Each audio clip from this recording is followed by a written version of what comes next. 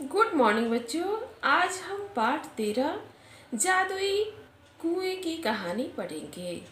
प्रस्तुत कहानी बुद्धि और चातुर्य के लिए प्रसिद्ध तेनालीराम एवं राजा कृष्णदेव राय की है। कहानी में बुद्धि बल के द्वारा बहुत ही रोचक ढंग से एक बड़ी समस्या का समाधान किया गया है। एक बार राजा कृष्णदेव राय ने अपने मंत्री को राज्य में अनेक कुएं बनाने का आदेश दिया।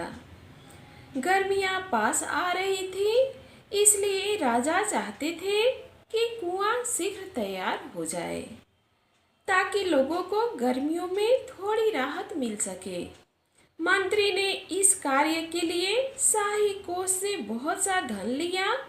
शीघ्र ही राजा के आदेशानुसार नगर में अनेक कुएं तैयार हो गए। इसके बाद एक दिन राजा ने नगर भ्रमण किया और कुछ कुओं का स्वयं निरीक्षण किया। अपने आदेश को पूरा होते देख वे संतुष्ट हो गए। गर्मियों में एक दिन नगर के बाहर से कुछ गांव वाले तेनालीराम के पास पहुंचे। वे सभी मंत्री के विरुद्ध शिकायत लेकर आए थे। तेनालीराम ने उनकी शिकायत सुनी और उन्हें न्याय प्राप्त करने का रास्ता बताया। तेनालीराम अगले दिन राजा से मिले और बोले, महाराज, मुझे विजयनगर में कुछ चोरों के होने की सूचना मिली है। वे हमारे कुएं चुरा ले गए रहे हैं। इस पर राजा बोले, क्या बात करते हो तेनाली? कोई चोर कुएं को कैसे चुरा सकता है? महाराज, यह बात आश्चर्यजनक जरूर है, परंतु सच है। वे चोर अब तक कई कुएं चुरा चुके हैं। तेनालीराम ने बहुत ही भोलेपन से कहा। उसकी बात को सुनकर दरबार में उपस्थित सभी दरबारी हंसने लगे। महाराज ने कहा, तेनालीराम, तुम्हारी तबीयत तो ठीक है? आज कैसी बहकी बहकी बातें कर रहे हो? तुम्हारी बातों पर कोई भी व्यक्ति विश्वास नहीं कर सकता है।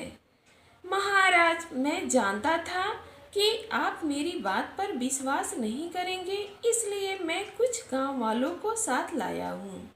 वे सभी बाहर खड़े हैं। यदि आपको मुझ पर विश्वास नहीं है तो आप उन्हें दरबार में बुलाकर पूछ लीजिए।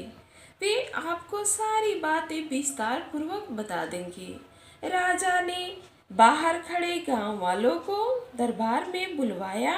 एक गांव वाला बोला, महाराज, मंत्री द्वारा बनाए गए सभी कुएं समाप्त हो गए हैं, आप स्वयं देख सकते हैं। राजा ने उसकी बात मान ली और मंत्री तेनालीराम कुछ दरबारियों तथा गांव वालों के साथ कुओं का निरीक्षण करने के लिए चल दिए।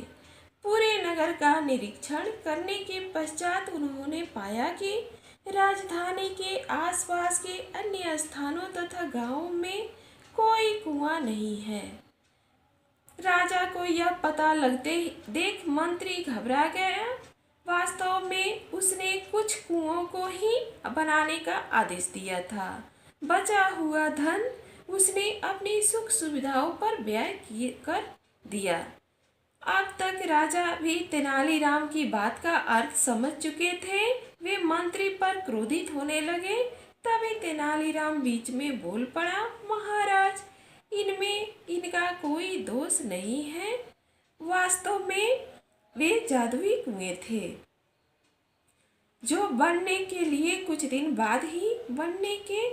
बाद ही हवा में समाप्त हो गए। अपनी बात समाप्त कर तेनालीराम मंत्री की ओर देखने लगा। मंत्री ने अपना सिर शर्म से झुका लिया। राजा ने मंत्री को बहुत डांटा तथा उसे 100 और कुएं बनवाने का आदेश दिया। इस कार्य की सारी जिम्मेदारी तेनालीराम को सौंपी गई। थैंक यू बच्चों। हमें ऐसा काम नहीं करना चाहिए जिसे हम शर्मिंदा हों।